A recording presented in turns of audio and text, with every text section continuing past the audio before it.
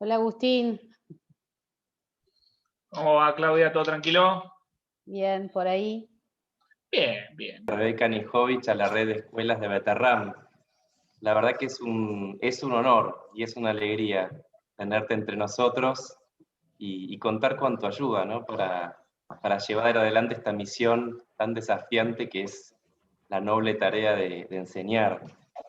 Y si bien es la primera vez que te tenemos como invitada, creo que Claudia ya te lo dijo, aunque vos no lo supieras, estuviste muy presente durante todo 2020 a través de diversas webinars, algunas incluso clases grabadas en YouTube viejas de hace algunos años, que nos ayudaron a reflexionar y a pensar sobre esto que estamos viviendo y los desafíos que nos presenta.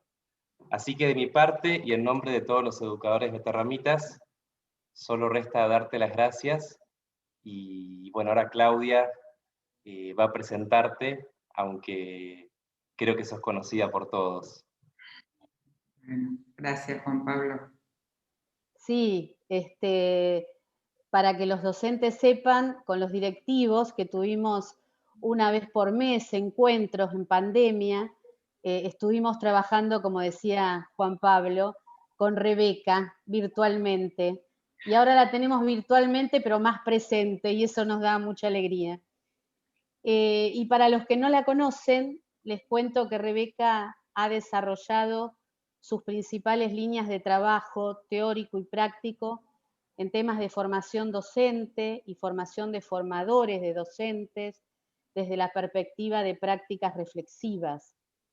En el campo de la didáctica aborda enfoques de enseñanza centrados en la comprensión profunda, en el reconocimiento de las aulas conformadas por diversidad de estudiantes y modos de evaluación alternativos. Ha ejercido la docencia y la dirección de instituciones en los niveles primario, secundario y universitario, en el ámbito formal y en el no formal. Es experta en práctica reflexiva y dirige trabajos de investigación en la Universidad de Buenos Aires y en la de San Andrés. También es asesora de escuelas en México, Perú, Brasil y Chile. Es autora de numerosas publicaciones sobre el campo de la enseñanza y la evaluación. Así que, Rebeca, es un honor tenerte con nosotros y te damos la palabra y nuestro cariño. Bueno, Solo una cosa antes de comenzar, si me permitís, Rebeca, las preguntas o aportes que deseen hacer, los vamos a ir canalizando a través del chat.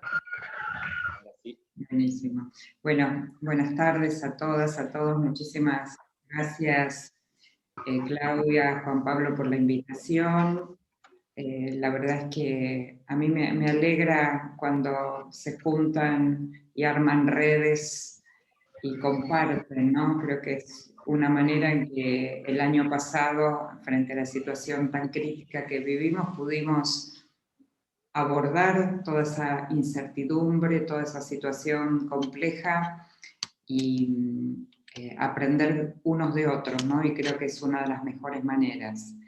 Así que gracias por invitarme y vamos a compartir algunas cuestiones que tienen que ver con la evaluación y después tener un espacio para dialogar, si ustedes quieren compartir alguna experiencia.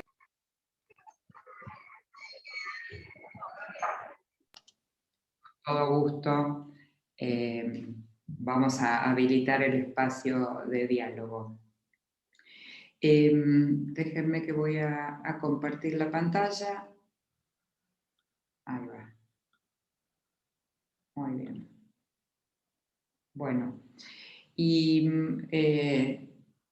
la propuesta del título, que tiene que ver con la idea de mirar desde una perspectiva diferente la evaluación, que de ninguna manera pretende, porque a partir de todo lo que sucedió un poquito el año pasado, con un fuerte énfasis en la evaluación formativa, parece que se pone en situación de tensión y de antagonismo la idea de la evaluación formativa con la idea de la evaluación certificativa, ¿no? Con la evaluación que nosotros necesitamos para dar cuenta en un sistema educativo de que un estudiante ha adquirido sus capacidades, sus saberes, etc. Entonces, la perspectiva de mirar la evaluación como una oportunidad tiene la idea de ver si podemos en algún momento cambiar la mala prensa que tiene la evaluación. Vieron que cuando uno dice evaluación, nadie sonríe.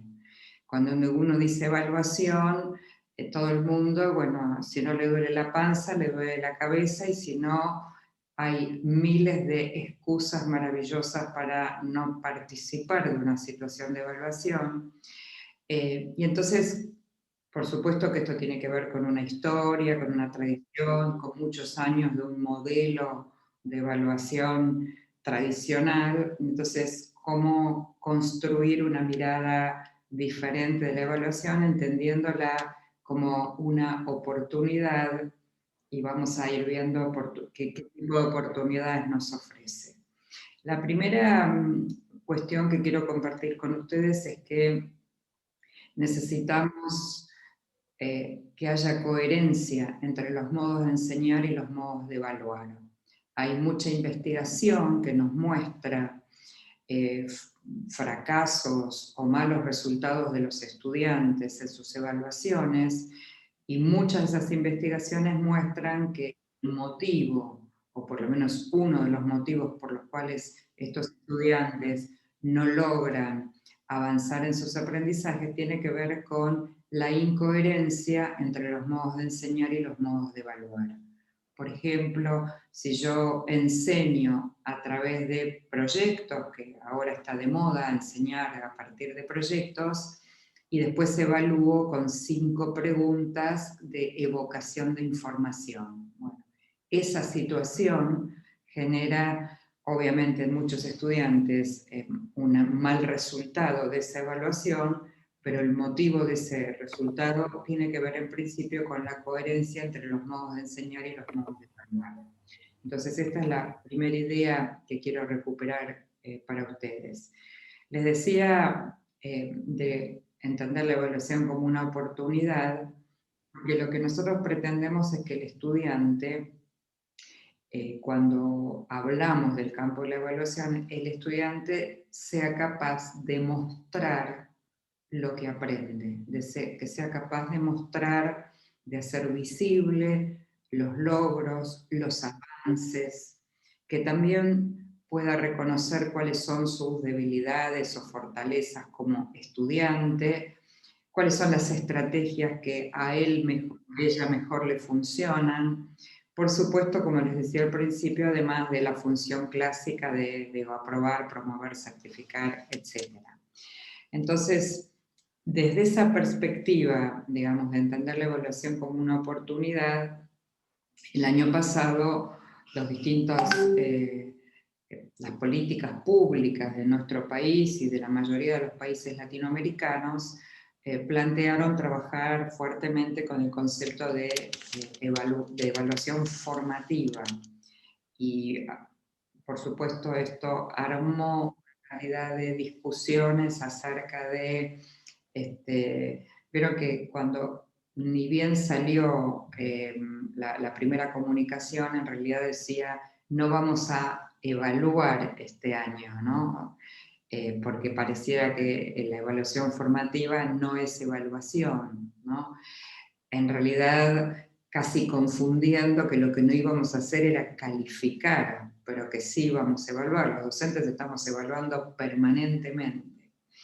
Entonces, en este campo de la evaluación formativa, que es un campo que no es nuevo, es decir, las publicaciones sobre evaluación formativa datan de fines de 1900, o sea, estamos hablando de un desarrollo de un campo teórico de 1990, donde el concepto de evaluación formativa aparece en todo el campo de la investigación, básicamente asentado sobre la idea de evaluar el proceso. Esa era como la idea central. Por supuesto, como es un campo que se empieza a desarrollar y a profundizar, van apareciendo como nuevas miradas y nuevas interpretaciones. Y la verdad que hace ya varios años que estamos trabajando dentro del paraguas, que podríamos decir, de la evaluación formativa. Estamos trabajando con la idea de evaluar para aprender, estamos trabajando con la idea de evaluar la comprensión profunda, estamos trabajando con la idea de evaluar reconociendo la diversidad de nuestros estudiantes en el aula, es decir, se ha abierto de alguna manera ese gran paraguas de la evaluación formativa. Y hoy básicamente se está trabajando en estas 6 líneas de instrumentos, de procesos de investigación con relación a evaluar para aprender. La primera es la necesidad de diversificar los instrumentos y las evidencias de evaluación, y esto está absolutamente articulado con la idea de un aula heterogénea, porque sabemos que los estudiantes hoy aprenden de manera diferente y de muchas maneras diferentes. Entonces, lo justo y coherente sería que cada estudiante pueda mostrar lo que aprende, no solo de la manera única que nosotros le pedimos, sino que él, en desarrollo de sus habilidades metacognitivas, pueda decir: esta es la mejor manera en que yo muestro lo que aprendí, muestro lo que sé. La segunda razón es que, justamente por tener esa diversidad de estudiantes, fíjense, si yo siempre uso un instrumento de evaluación escrita, estoy favoreciendo a los estudiantes que les va mejor escribiendo, y no estoy favoreciendo a aquellos estudiantes que a lo mejor resuelven mejor las cosas de manera oral. Tercera razón, los estudiantes, y aquí hablamos ya de los estudiantes más grandes, hablamos más de escuela secundaria, aprenden rápidamente a habituarse al modo que el docente evalúa, ¿no es cierto? Y entonces estudia y se prepara para una evaluación adecuando no a su modo de estudiar o de aprender, sino a lo que él sabe que su docente pide. ¿Vieron esa famosa pregunta que por ahí nos hacen en la universidad? ¿Esto entra para el parcial? ¿No? Esa pregunta que en realidad dice, bueno, decime qué querés que te estudie, y yo te lo estudio, ¿no? Y después te lo digo. Cuando en realidad nosotros deberíamos trabajar para que el estudiante aprenda, más allá de para, por supuesto, certificar sus aprendizajes, aprenda porque eso es para él, es para sí mismo, no es para nosotros. Entonces, bueno, allí hay como 3 razones por las cuales necesitamos diversificar los instrumentos de evaluación y tomar también diversidad de evidencias. Tradicionalmente las evidencias han sido las pruebas subjetivas, las pruebas objetivas, básicamente, y hoy estamos hablando de lo que se llaman instrumentos o evidencias alternativos, ¿no? Que tiene mucha diversidad de propuestas. O sea, un video que filma un alumno puede ser una evidencia de aprendizaje, y a su vez se va a convertir en un instrumento si yo, además, a ese pedido de evidencia, que es que filme un video, le agrego o le adjunto o comparto los criterios de evaluación, o utilizo una rúbrica, una lista de cotejo, ¿no? Entonces voy trabajando bajo esta primera idea de la diversificación. La segunda idea es cómo la evaluación formativa permite, como trabaja sobre proceso y sobre recorrido, permite el desarrollo de habilidades metacognitivas. Entonces, allí esa idea del aprender a aprender para desarrollar un estudiante autónomo, hemos visto en el 2020 cuán necesario hubiera sido tener estudiantes más autónomos, ya que no los teníamos al lado, ¿no?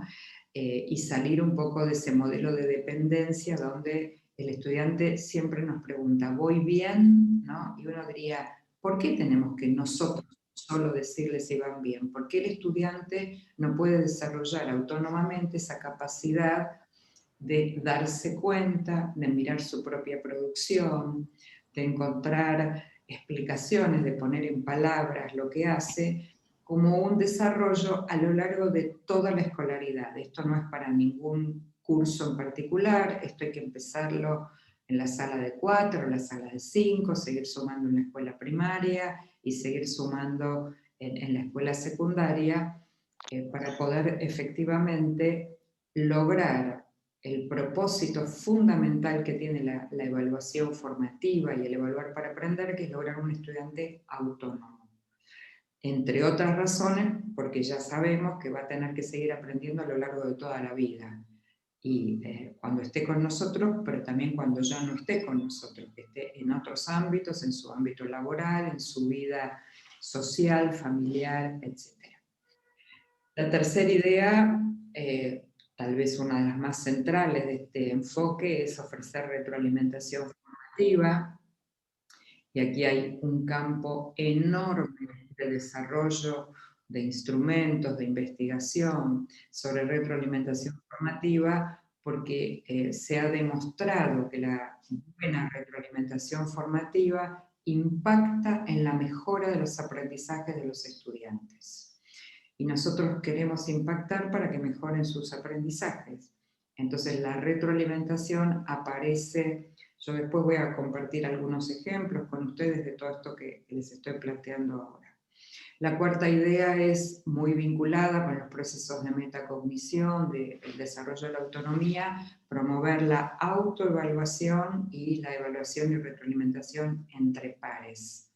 Y eso es una tarea poco desarrollada en general, tarea que tiene sentido y sirve si es una práctica sistemática que hacemos. Si yo hago 2 veces por año un ejercicio de autoevaluación, no impacta para nada, casi podría decir, podría no hacerlo porque no genera nada.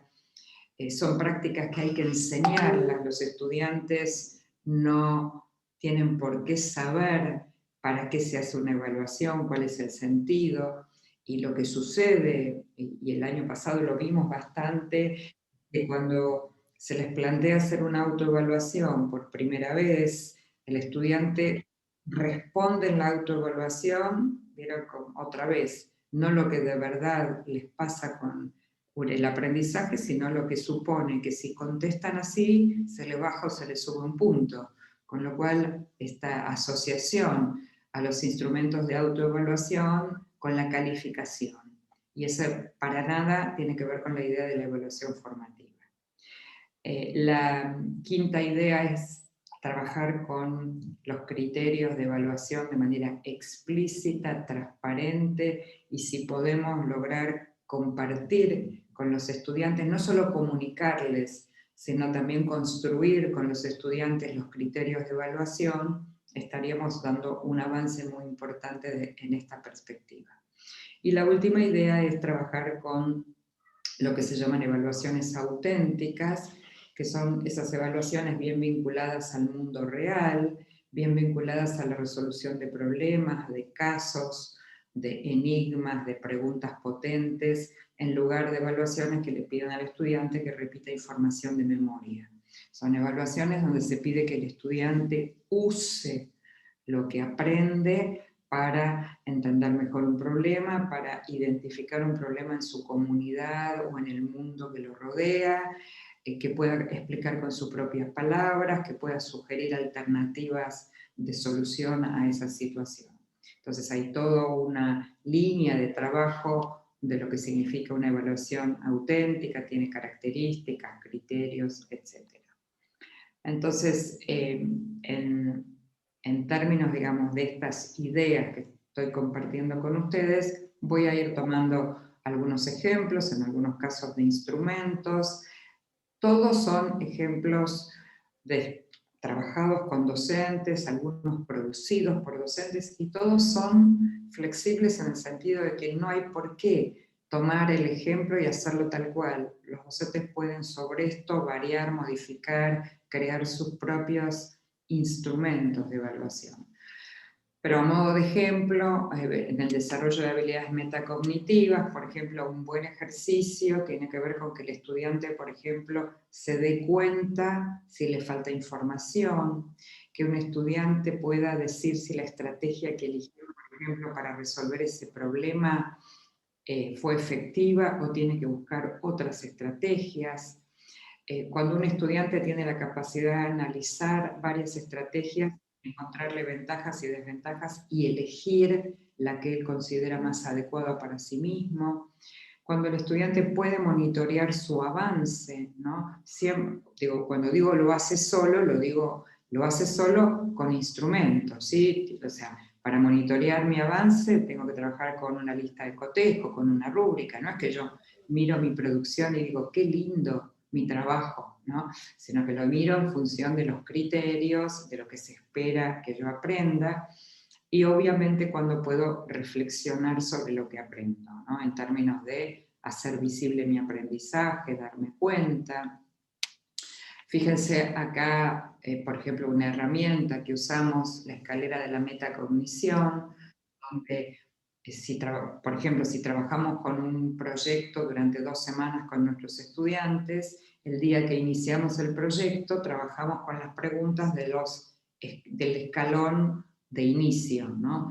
Con preguntas, por ejemplo, ¿qué tengo que hacer en este proyecto? ¿Para qué? ¿Qué materiales, qué recursos necesito? ¿Necesito alguna ayuda? Son todas estas preguntas que el primer día el estudiante puede hacerse y nos da a nosotros mucha información para poder orientarlos, ayudarlos, porque son preguntas que ayudan a llevar al nivel de conciencia, de visibilidad, el estado inicial en el que se encuentra. Bueno, la verdad que no tengo la menor idea de qué tengo que hacer en este proyecto, no entendí, no sé ni por dónde empezar, no sé por qué tendríamos que trabajar sobre este proyecto, sobre este tema, sobre esta unidad, más allá de que porque el profesor dijo o la maestra dijo. Si esto durara 2 semanas, cuando termina la primera semana, puedo trabajar con las preguntas de subiendo la escalera, cómo estoy avanzando, qué estoy resolviendo bien, qué dificultades encuentro, qué me falta para avanzar. Y como les decía, son ejemplos de preguntas. Puedo sobre esto agregar nuevas, quitar, reformular.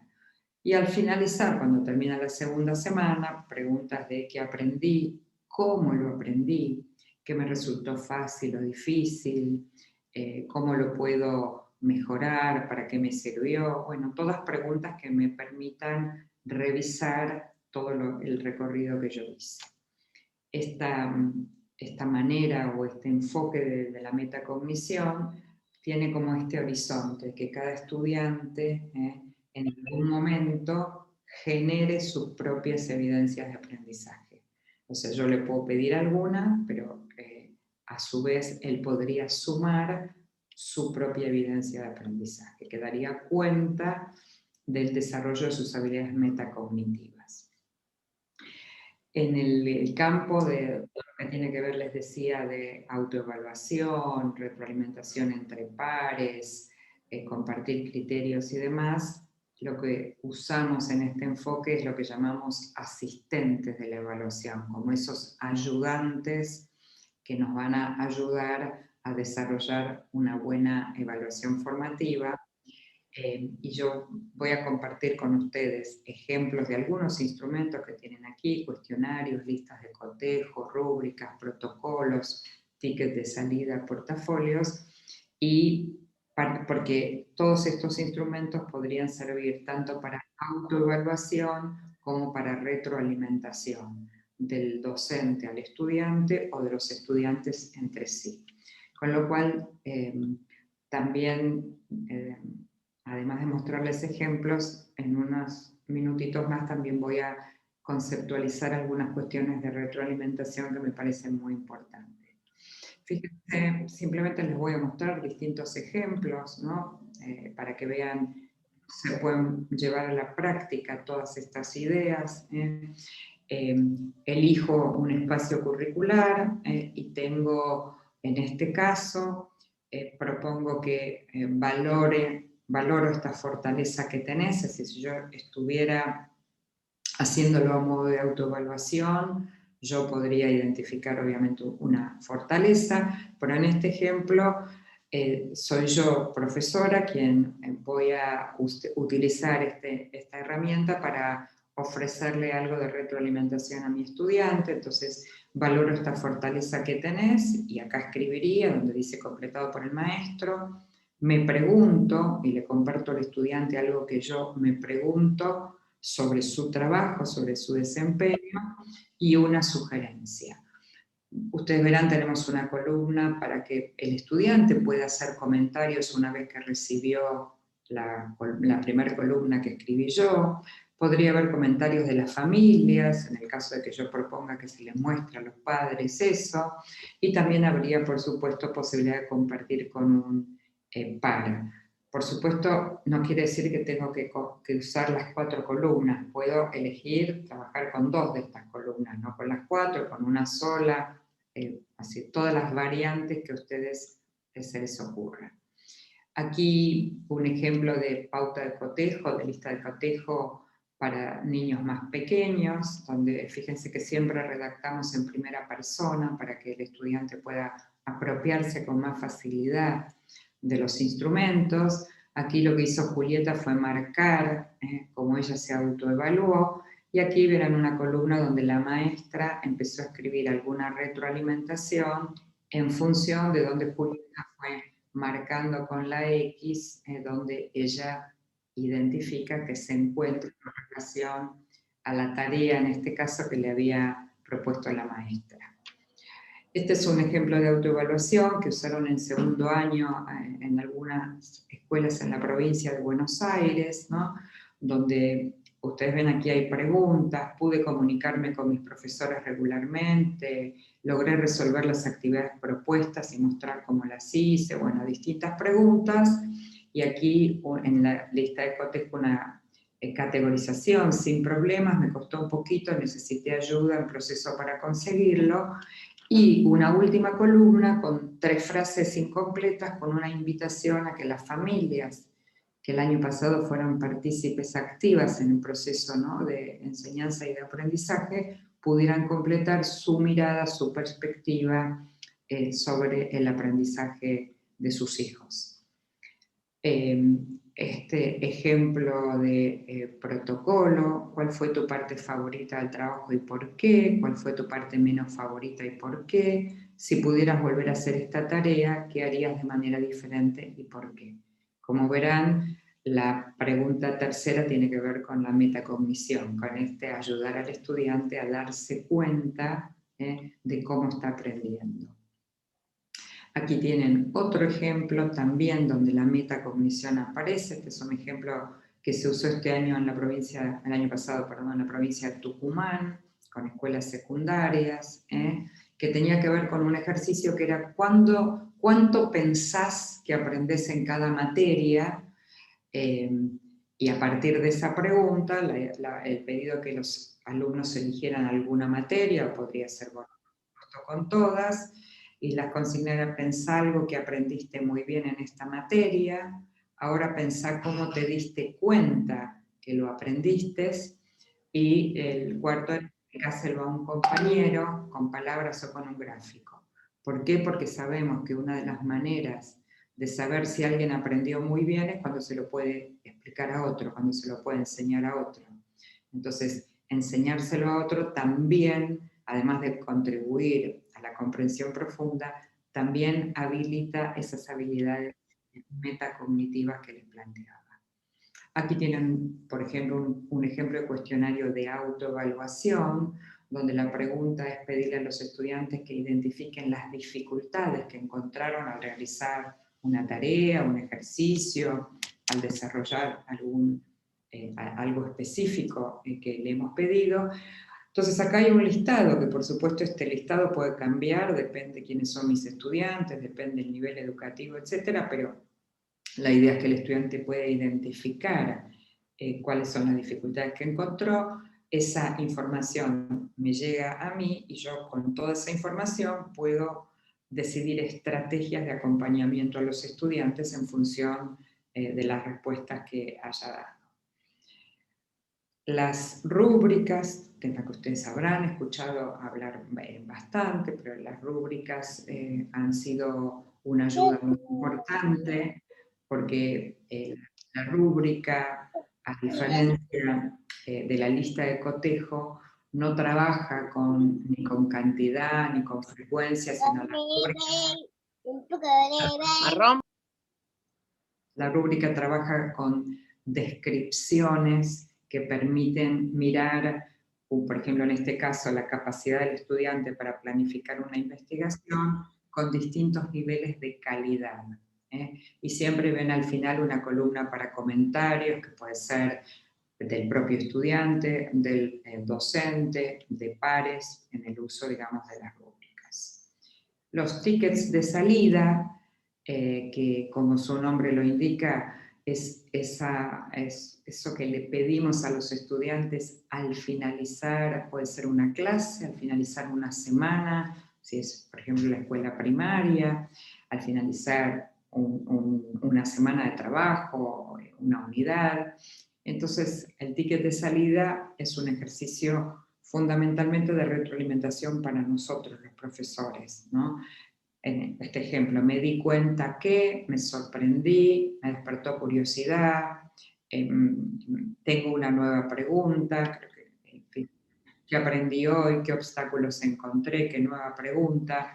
Y la idea del ticket de salida, si es presencial, puede ser absolutamente anónimo, no importa quién lo escribe, pero nos da mucha información y nosotros analizamos toda esa información y al día siguiente la devolvemos al grupo y le decimos, bueno, ustedes ayer escribieron en lo que yo pude recoger, que encontraron determinados obstáculos para trabajar con el proyecto que estábamos trabajando, con lo cual yo tomé la decisión que voy a dedicar una parte de la clase de hoy a abordar esos obstáculos, a enseñarles algunas estrategias, a volver a enseñar algo del tema, ¿se entiende? O sea, es una especie de autoevaluación del estudiante, pero con un sentido, en este caso, de retroalimentación para nosotros los docentes. También los portafolios como instrumentos muy valiosos para las escuelas que tienen plataformas. Hay, por supuesto, portafolios electrónicos, digitales, donde se junta evidencia de aprendizaje de los estudiantes, y para quienes no las tienen, por supuesto, puede ser en portafolios de papel. Hay diferentes tipos de portafolios que permiten, por ejemplo, seguir, supónganse si quiero hacer un portafolio de escritura, entonces yo puedo pedirle a los estudiantes que ingresen el mejor texto que escribieron en el mes de marzo y justifiquen por qué para ellos ese es su mejor texto. En mayo les vuelvo a pedir que ingrese al portafolio otro texto que mejore el de marzo y que justifique por qué lo mejoró. Lo mismo hago en junio, en agosto, es decir, es un portafolio de proceso. También tengo portafolios de mis mejores producciones, lo que mejor alcancé en cada disciplina, en cada unidad.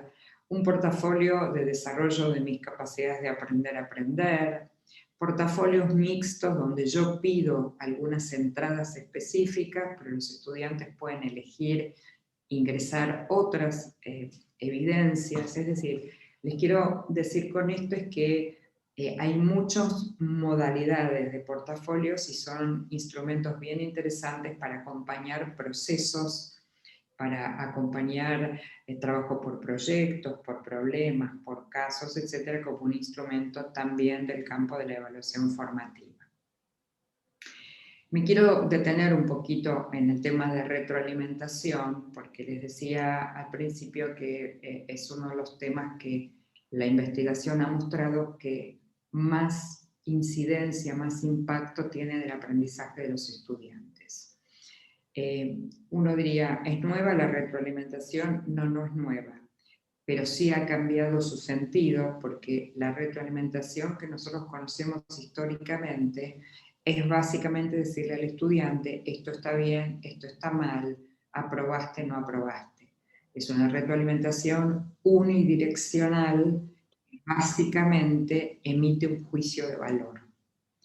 En el campo de la evaluación formativa, nosotros hablamos de una retroalimentación formativa que es de diálogo, no es unidireccional, que genera conversación con los estudiantes acerca de su producción, que incluye información, y ahora vamos a ver algunos ejemplos, ¿no? Decirle a un estudiante, está muy bien tu trabajo, le hace muy bien al alma, pero no le da ninguna información acerca de qué es lo que hizo bien. Al revés, si le digo que tiene que rehacer su trabajo o que tiene que mejorar su trabajo, no hay nada en la información que produzca una invitación a la mejora. Entonces, la retroalimentación formativa ofrece información, dialoga, favorece la reflexión del estudiante, porque a veces la retroalimentación toma la forma de una pregunta. Contame cómo llegaste a desarrollar esta idea, contame por qué llegaste a resolver el problema de esta manera, contame cuál fue el recorrido que hiciste, y son preguntas para favorecer la reflexión, no le estoy devolviendo nada, le estoy en todo caso formulando una pregunta que obviamente me va a permitir iniciar una conversación. Pero la retroalimentación el año pasado en modalidad virtual también sumó funciones que no tenía antes de la pandemia. La función de acompañamiento y de contención. A veces retroalimentar al estudiante es decirle, acá estoy, aunque estemos a distancia, estoy acá, estoy siguiendo tu tarea, te estoy acompañando, o sé que estás pasando un momento difícil de salud con tu familia, acá estoy, te voy a acompañar, te voy a orientar más para resolver la tarea, con lo cual se agregaron, digamos, algunas funciones, si quieren, más del campo de lo emocional, a pesar de que no era el sentido original de la retroalimentación. Y por supuesto la retroalimentación vuelve hacia nosotros como profesores, como maestros, para poder ajustar nuestras propuestas de enseñanza. La imagen que ustedes ven acá no es una imagen solamente de ilustración, sino de la idea de que la retroalimentación es ayudar al estudiante a subir un escalón más. Un escalón porque siempre hay algo más que puede ser mejor, aún el muy buen estudiante, ¿está bien? Entonces esta idea de escalera, que no tiene límites, que puedo seguir siempre ayudando al estudiante con esa idea de subir un escalón más. ¿Cuáles fueron las 5 estrategias que más se usaron en el 2020 con relación a la retroalimentación? Bueno, estas 5. Ofrecer preguntas, con el ejemplo que les daba, ¿no? Contame cómo lo hiciste, contame cómo te diste cuenta que era un problema de suma y no un problema de resta, ¿no? Preguntas no solo del contenido de lo que hizo, sino del cómo lo hizo. La segunda estrategia tiene que ver a veces con describir el trabajo. Y les voy a dar un ejemplo que muchas veces lo hacemos de manera oral. A veces uno le dice al estudiante a modo de retroalimentación, lo que me estás queriendo decir es que, y inmediatamente el estudiante... Sí, pero yo no puedo escuchar la charla así. Perdón, les rogamos silenciar micrófonos, por favor. Gracias. Gracias. Inmediatamente, cuando yo le digo a un estudiante, lo que me estás queriendo decir es, y muchas veces sucede que nos dicen, no era eso lo que quería decir, ¿no? Casi, yo lo parafraseo, y él se da cuenta enseguida, ¿no? Entonces, a veces describir, decirle, veo que has encontrado 3 maneras diferentes de resolver el problema, es describir lo que él hizo. No valoro, no sugiero, describo. Y con eso inicio una conversación de retroalimentación. La tercera, por supuesto, como les decía, valorar avances y logros bien específicas, con información específica, ofrecer sugerencias también específicas, decirle a un estudiante, tenés que mejorar la coherencia y la cohesión. uno, si fuera estudiante, diría, si lo sabría hacer, ya lo hubiera hecho. Evidentemente no lo sé hacer. Que me diga que lo tengo que mejorar no me da ninguna información acerca de la mejora. Y la última, ofrecer andamiaje, que es esa escena donde yo le muestro, no solamente le digo cómo se hace, sino le muestro cómo yo lo hago, ¿no? Y después lo invito a que lo haga, y entonces después iniciamos la conversación. Por supuesto que en las estrategias de evaluación formativa ocupa también un lugar muy importante las tutorías individuales o en pequeños grupos, esta posibilidad que, bueno, nos da la virtualidad, si yo tengo esta posibilidad de trabajar sobre alguna plataforma, de hacer alguna tutoría individual o en pequeños grupos, esto depende obviamente de la cantidad de estudiantes que tenga, pero también la idea de armar redes de tutoría entre los estudiantes más grandes y los más pequeños. Hay todo un movimiento interesante alrededor de las tutorías para poder dar retroalimentaciones bien específicas, bien concretas.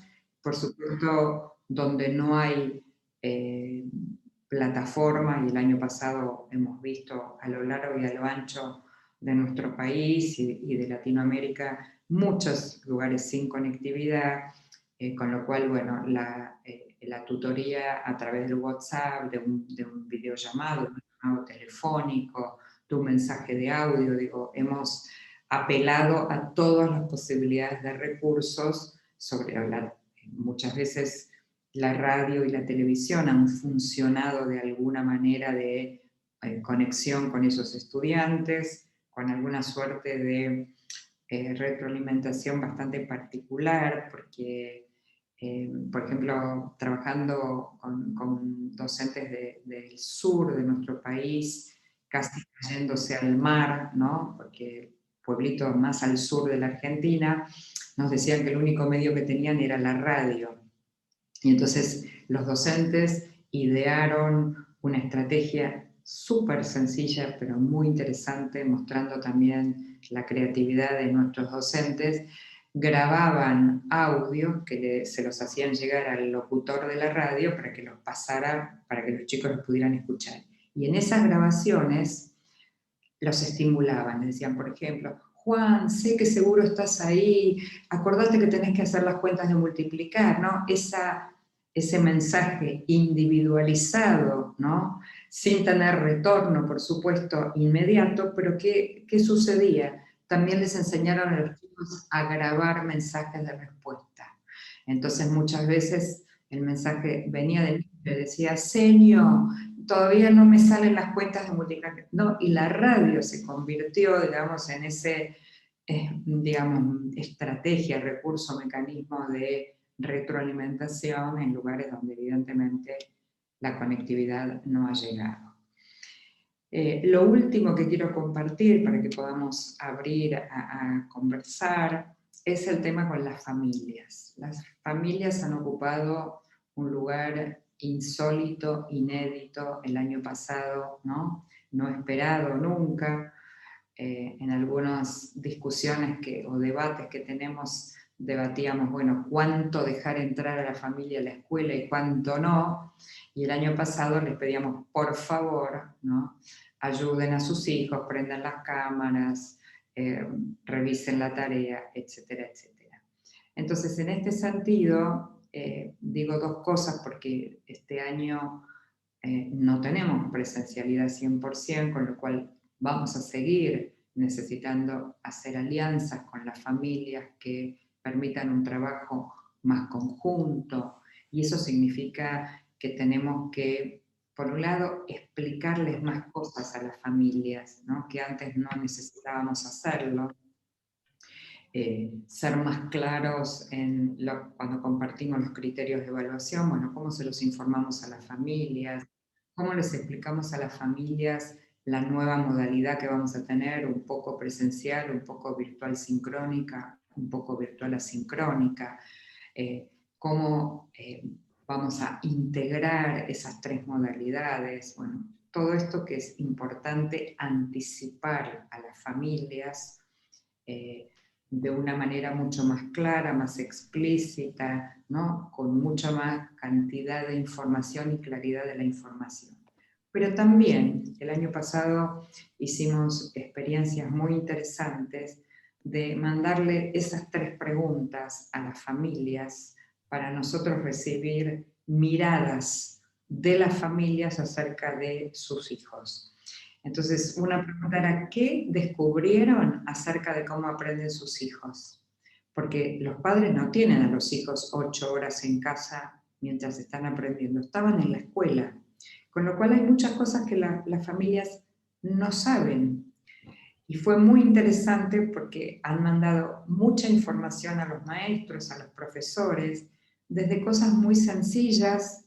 Digo, me acuerdo un ejemplo, una mamá diciendo, yo no sabía que mi hijo es tan ansioso y que no aguanta mucho tiempo estar sentado. Claro, está 8 horas con la maestra, no conmigo en casa. Bueno, digo, desde esas cuestiones más de actitudes o de conductas hasta modos de aprender. También les preguntamos si identificaron alguna nueva capacidad de sus hijos, ¿no? Algo que antes no hacían y ahora sí. Bueno, entonces algunos, por ejemplo, mandaron información, tienen más capacidad de espera, otros mandaron, tienen más capacidad de buscar más información en distintas fuentes. Bueno, la verdad que fue una información riquísima. Y también sí descubrieron nuevos aprendizajes. Y ahí también respuesta de todo. Mi hijo aprendió a hacerse solo la cama, mi hijo aprendió a jugar con su hermanito más chico, mi hijo aprendió a preparar una ensalada, mi hijo aprendió sobre un tema que a él le fascina, que son los planetas, buscando solo en internet información. Entonces, con las familias como un doble juego, ¿no? De que ellos nos den información a nosotros, pero que también nosotros les podamos dar información, y en ese sentido poder emitir juicios en términos de evaluación, diría, lo más justos posibles y con la mayor cantidad de información que tenemos. El campo de la evaluación es enorme. Digo, traté de tomar las ideas más importantes como cuando uno selecciona para dar una clase, porque también la capacidad de atención de nosotros los adultos tiene límites. Entonces, me parece que abrir ahora el espacio al diálogo va a permitir, bueno, si hay información que no fue suficiente para ustedes completo, o que no se entendió, o que no se aclaró, o quieren compartir alguna idea, algún ejemplo, bueno, yo estoy dispuesta. Ustedes son los que organizan, así que Claudia,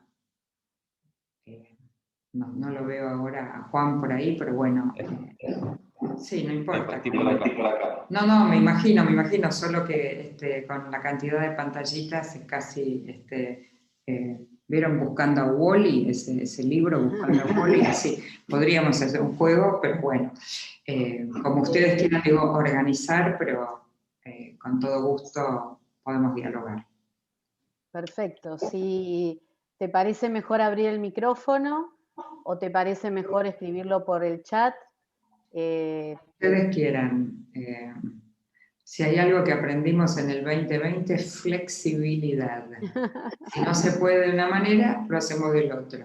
No hay problema, como quieran. Muy bien. Vamos probando. No sé si por ahora preguntas en el chat, no veo ninguna, así que quizás alguna se anime a poder hacerlas. Yo puedo hacer una pregunta, bueno, tengo la compu y con el celu, así que si puedo hacerla en forma oral, por favor. Perfecto, adelante. Bueno, yo no, más que una pregunta, quería comentar en cuanto a lo que había estado hablando sobre la retroalimentación, en cuanto a que los chicos podían comentar y uno podía volver a preguntar. Esto yo lo viví muchísimo durante las clases de Zoom en el año, porque antes uno en una evaluación sí podía invitar a quien quisiera revisar una actividad o revisar un cálculo, y cada uno se acercaba al escritorio, y esto, bueno, todo el mundo decía, uy, esto se perdió, esto del contacto, pero también se abrió el abanico de decir, bueno, estoy con ellos en el Zoom y les puedo preguntar qué cosas no entendieron o qué cosas quieren volver a contar de cómo lo hicieron. Y esto del cómo y con qué se hacía, se vivió muchísimo, por lo menos conmigo en las clases de matemática, yo lo viví muchísimo, esta narrativa de lo que hacían, de cómo lo hacían y de buscar algún elemento en particular para poder resolver, la verdad que se vio muchísimo durante todo el año. Bueno, ese era el comentario que quería hacer. Buenísimo, buenísimo, Verónica. Sí, yo creo que son esos aprendizajes que fuimos haciendo, porque uno no se imaginaba en marzo que iba a poder ofrecer retroalimentación a través solo de la pantalla, uno no se imaginaba que iba a poder sostener una escolaridad todo el año a través de la pantalla, efectivamente. Y yo creo que en este 2021, digamos, los ejercicios que estamos haciendo hoy con las escuelas es justamente preguntándonos qué prácticas de las que aprendimos en el 2020 estaría bueno sostenerlas, aunque no haya más pandemia, ¿no? Porque Sí. fueron aprendizajes importantes. ¿Qué prácticas de las que hacíamos antes de la pandemia estaría bueno recuperar y volverlas a traer, ¿no? Ahora que vamos a tener algo de presencialidad. ¿Y qué prácticas de las que hicimos el año pasado con tanto ensayo y error deberíamos dejarlas ir porque no sirvieron, digamos? A mí me parece que en ese sentido tenemos un momento complejo, pero al mismo tiempo bien desafiante para como reordenar, ¿no? O como si uno jugara las cartas y dice, bueno, mezclo y doy nuevo, ¿no?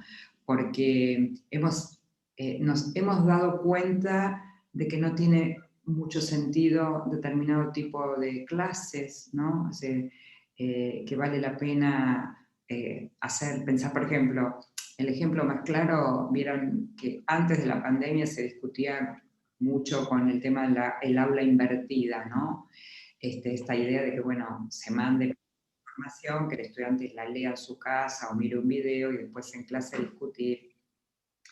Y si bien tal vez hoy la palabra o el concepto correcto no es aula invertida, porque es mucho más que eso, un aula invertida, digamos lo que hicimos, pero uno podría de verdad decir, ¿tiene sentido que yo dé tanta clase expositiva, por ejemplo, ¿no? ¿Tiene sentido? Y ahí viene otra vez la pregunta, si voy a tener 3 modalidades, ¿qué vale la pena hacer en presencialidad? Que sí o sí se justifica y vale la pena. ¿Qué vale la pena seguir haciendo en esta modalidad Zoom como estamos ahora? Y qué vale la pena que sigan haciendo modalidad asincrónica, ¿no? Y es también un ejercicio bien interesante recuperando toda la experiencia que hemos hecho, ¿no? Así que buenísimo. Y ese sería un ejemplo de una práctica de no perder, ¿no? De sostener. Uno ahí puede decidir, prefiero sostenerla en presencialidad o prefiero sostenerla en este espacio, que es una buena práctica para no perder. Así que gracias por compartirla, Verónica. De nada.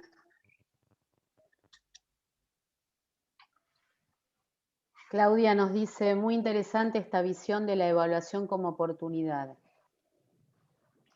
Sí, la verdad es que yo les decía al principio que la evaluación tiene mala fama, ¿no? Mala prensa. Y entonces no es tan fácil desandar una práctica que tiene tanta tradición y tanto peso, no solamente en los estudiantes, los padres también quieren saber cuánto se sacó, importa la nota, ¿no? Mucho más que todo el recorrido, el proceso. Entonces no se cambia esa práctica simplemente por un decreto o porque alguien dice mejor hagamos esto que aquello, sino es una práctica que lleva mucho tiempo de ser cambiada para entender que tiene otro sentido la evaluación, además del de certificación. Entonces, correr esa mala prensa nos cuesta mucho porque fíjense lo interesante, de evaluación formativa se habla desde 1990, les dije, ¿no? Uno diría, cuando en el 2020 dicen evaluación formativa, se supone que hace 30 años, no sé, que ya estamos trabajando, pero no es así. O sea, desde 1990 aparece en los papeles, en los libros, en la investigación, pero no aparece fuertemente en el aula, entre otras razones, porque nunca hay tiempo para la evaluación formativa, porque siempre hay que correr para poner la nota. Y entonces, ¿cuándo tengo tiempo de mirar el proceso, desarrollar habilidades metacognitivas? ¿No? Nunca. Entonces, el año pasado nos reíamos y decíamos, gracias señora pandemia que dejó espacio para la evaluación formativa, ¿no? Porque de no haber habido pandemia, tal vez no estaríamos hablando hoy nuevamente de la evaluación formativa, o estaríamos hablando diciendo, es un lindo deseo, tal vez algún día, en algún momento, ¿no? Así que sí, podemos trabajar pero no, digamos, cambiar el paradigma por un deseo simplemente de cambio, sino por entender la evaluación no puede seguir teniendo este lugar de angustia, malestar, sentimientos todos negativos, cuando debiera ser un espacio donde yo digo, me siento orgullosa de mostrar lo que aprendí. Sobre eso que quisiera dar una apreciación, Rebeca. Sí, cómo no, Claudia. Sí, yo como psicóloga en un colegio, ¿verdad? Atendí muchos casos antes de la pandemia, ¿verdad? De jóvenes sobre todo, ¿verdad? Que tienen miedo a la evaluación. Entonces yo les trataba de decir, ¿verdad? Es algo desconocido que no sabes qué pregunta te va a tocar, ¿verdad? Por eso a lo mejor sentís un poco de miedo, pero es simplemente decir lo que vos aprendiste. Vos tenés que entender, tenés que recordar, ¿verdad? Y explicar como si fuera que vos me estás explicando a mí algo que aprendiste o que le estás explicando a tu prima algo que aprendiste. Y así se fue reduciendo, ¿verdad? El miedo que ellos sentían. Entonces, a la hora de tomar un examen o de tener una exposición, era un espacio donde ellos compartían lo que aprendían. Nada más que eso. Gracias, Claudia. Yo quisiera agregar a tu comentario que no miremos la evaluación solo como el momento de evaluación final, ¿está bien? Porque el ejemplo tuyo es del momento de examen. Y me parece que uno de los cambios importantes es entender que finalmente estamos evaluando todo el tiempo, en el sentido de mirar cómo está avanzando un estudiante, cómo nos va a nosotros cuando enseñamos un tema. Entonces, sacar también la idea de que evaluar es solo al final y a través de un examen, de una prueba escrita, sino la evaluación formativa acompaña el recorrido del aprendizaje. Y si yo trabajo, por ejemplo, por proyectos, con casos, con problemas, la evaluación va a ir acompañándome en el recorrido. Y no voy a necesitar, cuando termino el trabajo con un proyecto, tomar una prueba escrita. Sería contradictorio, como les decía al principio, la idea de evaluar, que es que yo muestre lo que aprendí. Y mostrar lo que aprendí significa que yo sea capaz de explicarlo con mis propias palabras, de establecer relaciones con otros conceptos, de establecer relaciones con el mundo real, con el contexto, de, por supuesto, argumentar, comparar todas las habilidades de pensamiento que sean, de sugerir, o sea, de hacer propuestas sobre ese tema. Si estoy trabajando con el tema de cambio climático, parte de la evaluación puede ser mi capacidad para generar propuestas de intervención en la escuela donde yo estoy como estudiante para contribuir a un mejor clima, ambiente, medio ambiente, a disminuir la polución. Es decir, hay algo que pensar en cómo caminan juntos la enseñanza y la evaluación. Y el ejemplo más claro, por lo menos aquí en la Argentina, no sé si en Paraguay es igual en la formación docente, pero fíjense que nosotros en la formación docente tenemos una planilla de planificación que se le enseña a los practicantes que tiene columnas, ¿no? Objetivos, contenidos, actividades, recursos, tiempo y evaluación. Y yo siempre pregunto lo mismo, ¿cuál es la columna más flaquita? La que menos se escribe. Evaluación. La evaluación. Y a lo sumo dice prueba escrita, parcial, en el caso por ahí de la escuela secundaria. Y yo digo, ¿por qué?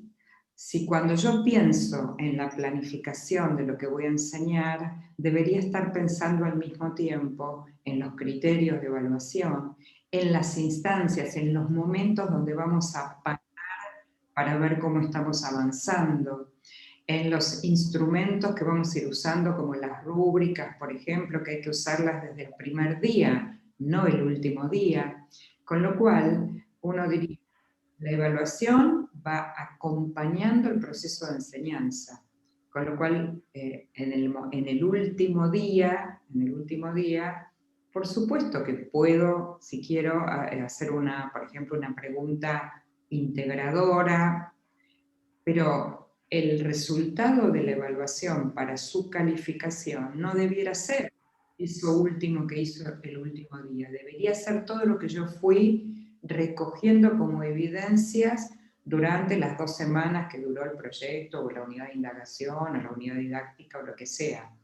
Porque si no va a ser muy difícil cambiar el campo de la evaluación. Ahora, digo todo esto y alguien puede preguntar, bueno, pero los estudiantes en la escuela secundaria, por ejemplo, tienen que estar preparados para ir a la universidad y poder responder un multiple choice en la universidad. Por supuesto.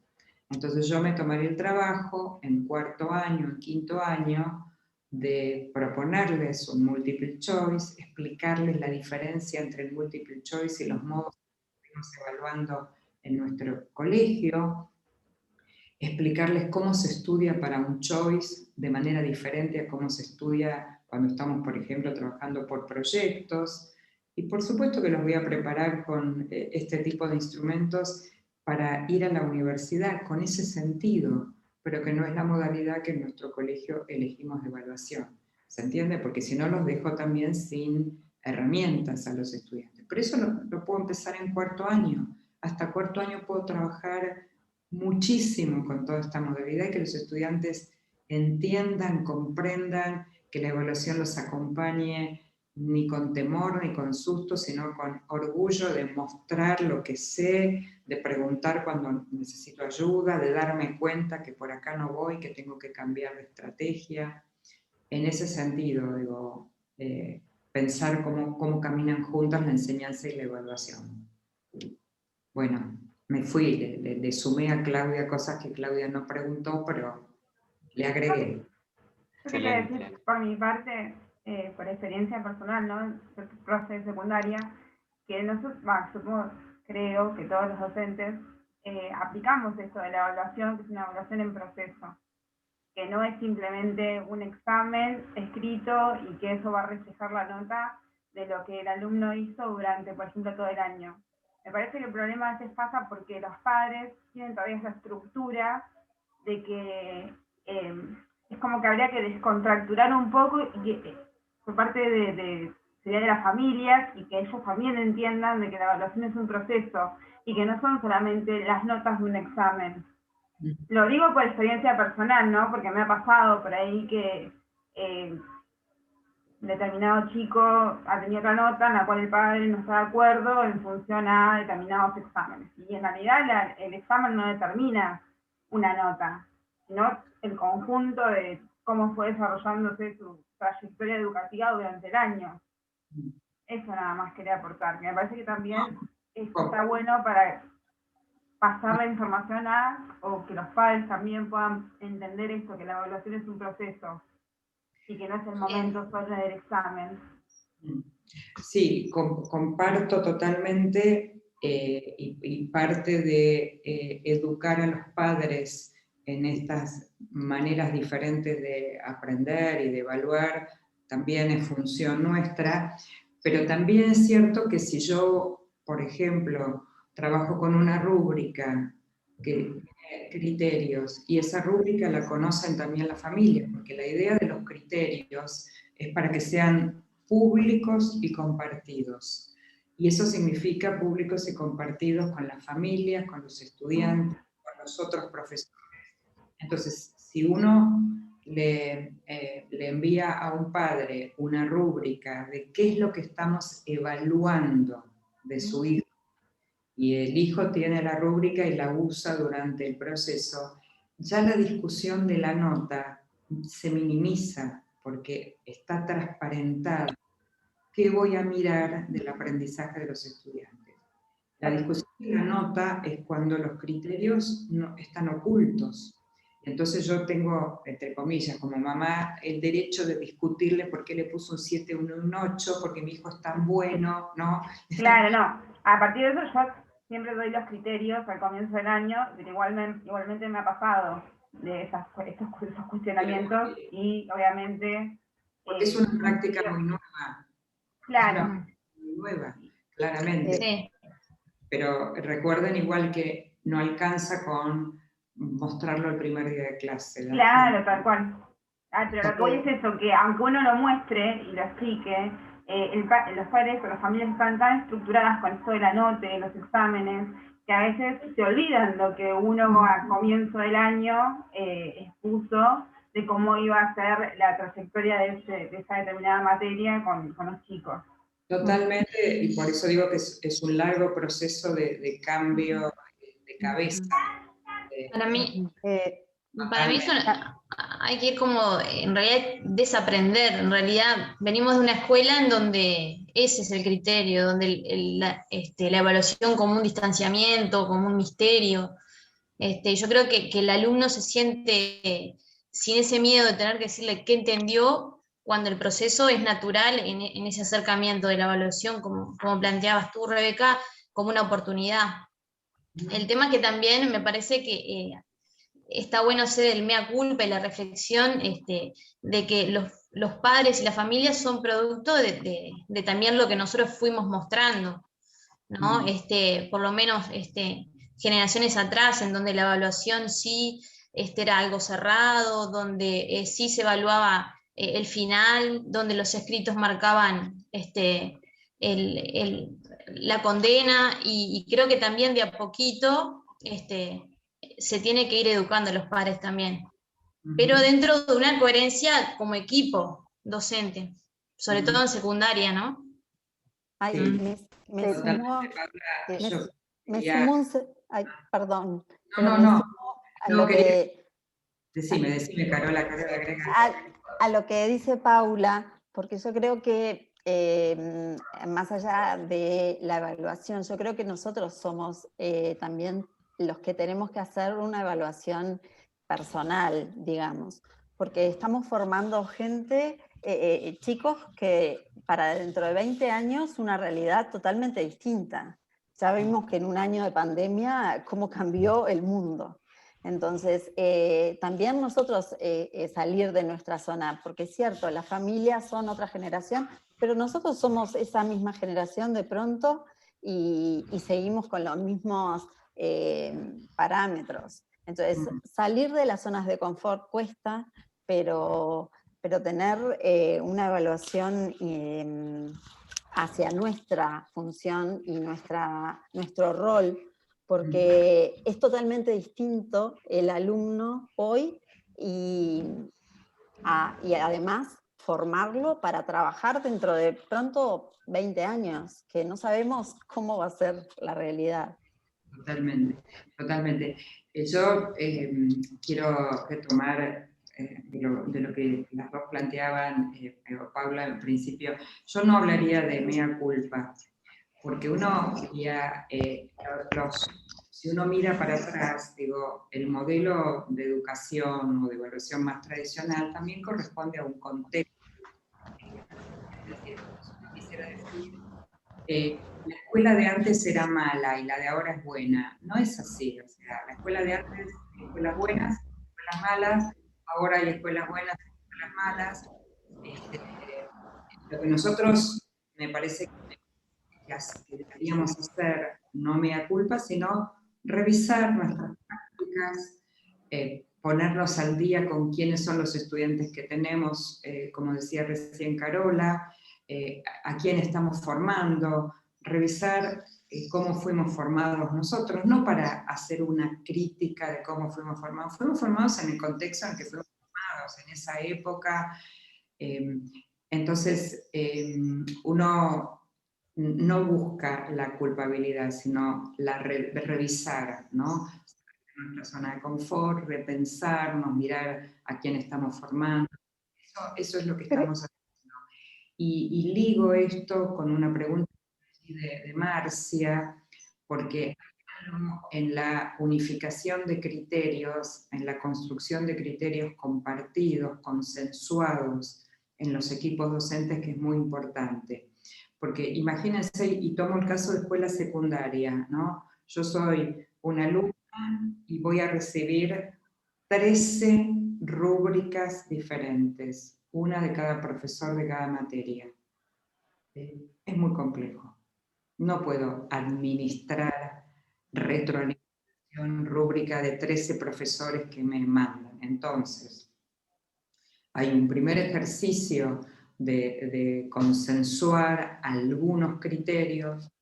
Por ejemplo, uno puede ser una rúbrica de 6 criterios, donde los 3 primeros son consensuados con el área, o sea, con las materias del área, o con todas las materias de primer año, o con todos los profesores, porque, por ejemplo, la capacidad de comunicar ideas, ¿cuántos profesores evalúan esto? Un montón, no solamente profesora de lengua. La capacidad de argumentar, la capacidad de trabajar en equipo, la capacidad de fundamentar, un montón. Entonces uno podría decir, pongámonos de acuerdo en 3 criterios, muchos profesores. Y los otros 3 sí son particulares. Yo soy de matemática, voy a poner 3 de matemática, yo soy de ciencias naturales. Eso también hace que el estudiante entienda que hay miradas compartidas de los equipos docentes, que la capacidad de argumentar, si él la aprende bien, la va a usar en muchas disciplinas, no solamente en lengua, y eso favorece también, por supuesto, no solamente la enseñanza y el aprendizaje, sino también la evaluación. Me callo ahora. Ustedes bueno, díganme. buenas Rebeca, tardes. se nos Perdón. está acabando el tiempo, lamentablemente.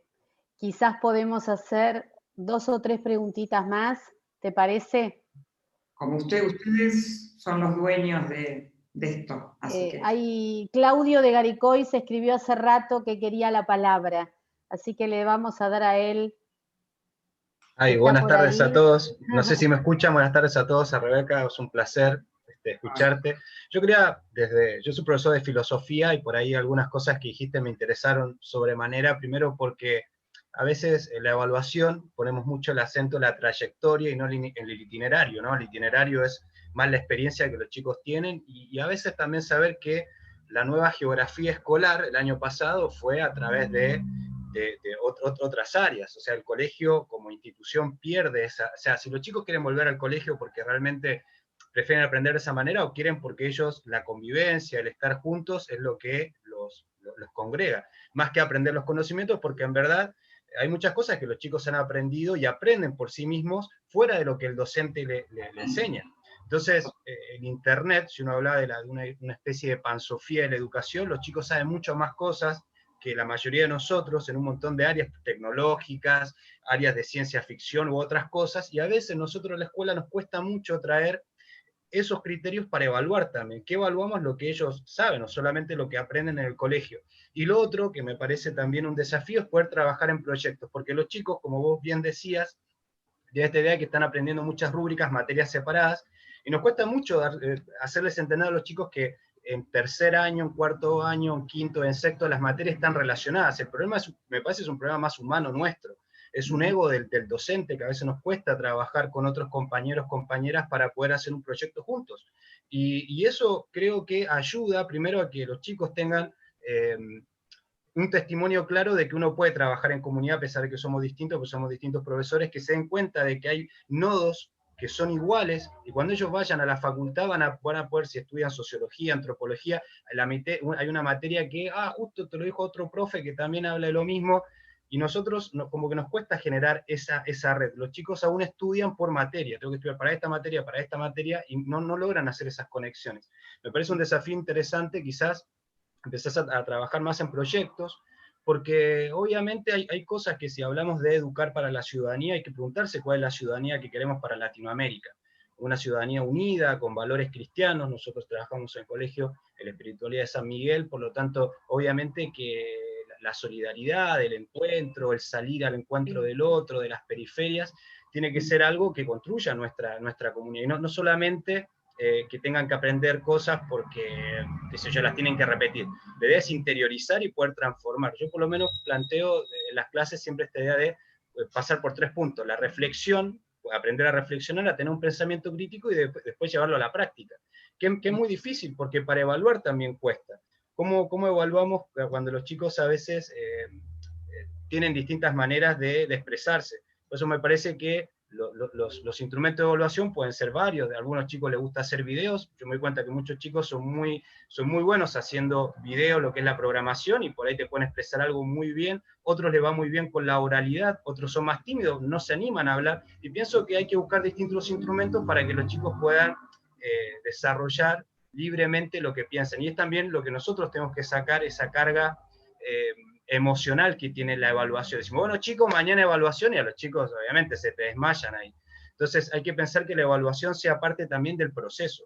O sea, la idea es que vayamos aprendiendo y que la evaluación nos sirva para dar cuenta de lo que aprendimos, pero ese aprendizaje también creo que tiene que pasar por los intereses. Esto lo dijo Vygotsky y Vaquero, esta idea de los intereses que hay que tomar de los chicos para que ellos también vean a la educación como algo más, no digo divertido, porque tampoco somos payasos, pero algo más significativo. Son esos saberes significativos que a ellos les permitan adueñarse del conocimiento de una manera mucho más fácil, y que la evaluación no sea como algo tan que duele, solamente es una parte más del proceso. O sea, venimos trabajando, reflexionando, bueno, ahora lo volcamos. Eso creo que es algo que nos cuesta, es un desafío. Pienso que de la pandemia hay algo importante para pensar, es esto, que el poder trabajar en equipo y poder trabajar en proyectos interdisciplinares que a los chicos les haga tomar más conciencia de que los saberes están interrelacionados.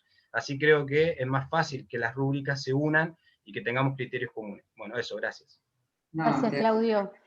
Te agradezco, y solo decirte que, fíjense que cuando empezamos a hablar de evaluación siempre terminamos hablando de la enseñanza, ¿no? Porque por supuesto el problema más importante es qué y cómo enseñamos, ¿no? Y no qué y cómo evaluamos. En todo caso, si uno tiene claro qué y cómo enseña en función de trabajar por proyectos o por problemas o por casos o demás, también va a pensar la evaluación de manera distinta, ¿no? Siempre que entramos por la puerta de evaluación terminamos en la puerta de la enseñanza, y está bueno, porque es parte de los desafíos. Gracias por tus aportes. Rebeca, cuando hablas de evaluar para aprender, vos hablás de un nuevo paradigma, y no se genera un nuevo paradigma con prácticas aisladas. Por eso menciono una reflexión de Viviana que me parece que complementa la que antes hizo Marcia sobre aunar criterios en el cuerpo docente. Viviana destaca la importancia también de articular entre niveles, para que estas prácticas no sean aisladas, sino que realmente uno sienta que está atravesando la misma escuela desde inicial hasta secundario. Totalmente, totalmente. Cada vez hay más propuestas y ejemplos concretos de trabajo, miradas, aún sin llegar a ser proyectos interdisciplinarios, porque no es fácil construir un proyecto.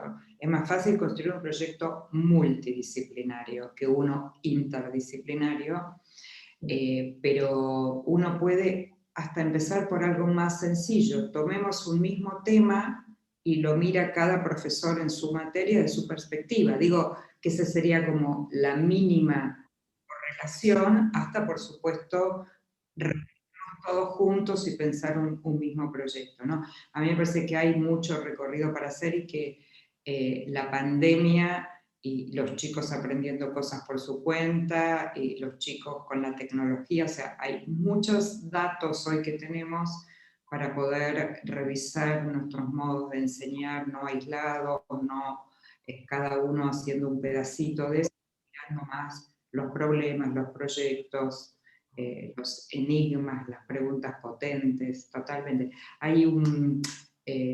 Perkins en uno de sus últimos libros hace una pregunta, ¿vieron? Que a mí me parece tan maravillosa la pregunta para pensar proyectos multidisciplinares. Él usa una pregunta que es ¿cómo funcionan las cosas? Entonces, imagínense que yo, profesora, llevo 3 preguntas. ¿Cómo funciona un helicóptero? ¿Cómo funciona una computadora?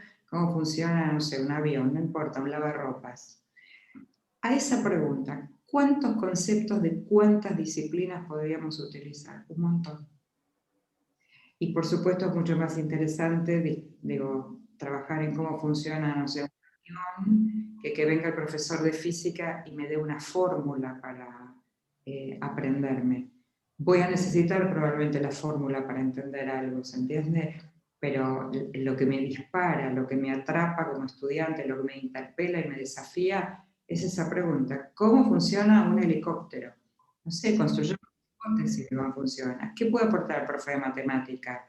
¿Cómo funciona un helicóptero? Y la profe de lengua y profe de sociales, bueno, digo, el mundo está discutiendo esto claramente, ¿no? Bien, me callo, mamá. Rebeca, te agradecemos enormemente. Sabemos que hay un montón de preguntas, de dudas, de intervenciones, pero se nos acaba el tiempo. Solamente quiero agregar esto de cómo se relaciona todo lo que vos decís con nuestros itinerarios de humanización que vamos transitando y que los hemos compartido con los docentes de las escuelas, que hablan de acompañar, que hablan de contener, que hablan de dialogar, que hablan de que los alumnos se sientan queridos, escuchados.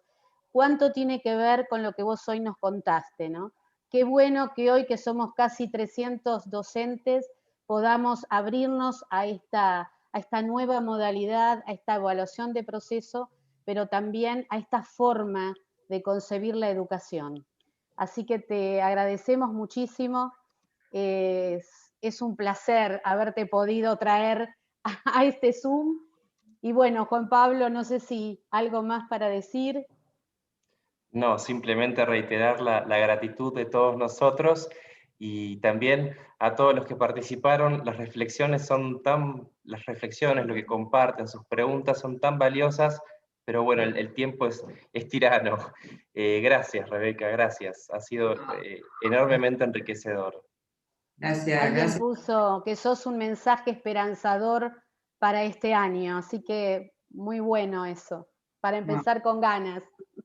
Gracias a ustedes, que tengan un buen año de trabajo y que todo esto que estuvimos conversando y compartiendo siempre tiene el sentido de enseñar mejor, de que nuestros estudiantes aprendan mejor, de formar buenas personas. Así que ojalá todo esto sirva para tener un mundo mejor, ¿no? Así que les deseo muy buen año de trabajo, gracias por la invitación. Sí, yo después les mando si quieren el PowerPoint, Claudia, porque por ahí es más fácil mirarlo desde ahí, y si quieren algún material o algo, con todo gusto me lo piden y lo compartimos. Así que muchísimas gracias. Bueno, gracias, Rebeca. Gracias a todos los que en este Gracias. horario han podido participar. Gracias. Muchas gracias. Muchas Te gracias. esperamos mañana. Gracias. Adiós. Gracias a todos. Gracias, buenas tardes. Gracias a todos. Gracias, un gusto escucharla, hasta luego. Gracias, buenas tardes. Chao, gracias.